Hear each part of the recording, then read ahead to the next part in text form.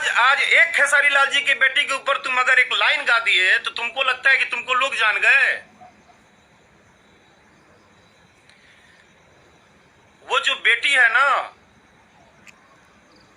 वो अपने बाप के सम्मान के लिए चुप है। उसको भी बोलने आता है,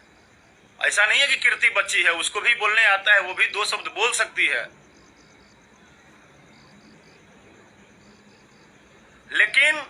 चाहे वो ऋषभ हो, चाहे कीर्ति हो, चाहे बेटा बेटी कोई हो, पत्नी हो, परिवार हो, जिस तरह तुम अपने अपने परिवार के लिए बोलते हो ना कि हमारे लिए सब कुछ है, उसी तरह कलाकार का भी एक परिवार होता है।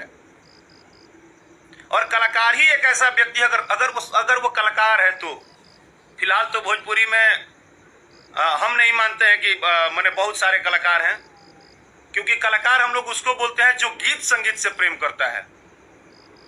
आज भोजपुरी भाषा का कलाकारी सबको पता है, जनता से लेके बड़े बड़े भैया हैं या बड़े सुपरस्टार, सब लोग, चाहे वो खेसारी जी हो, पवन भैया हो, दिनेश भैया हो, रितेश भाई हो, समर सिंह, कोई भी हो, जब किसी का गाना नंबर 1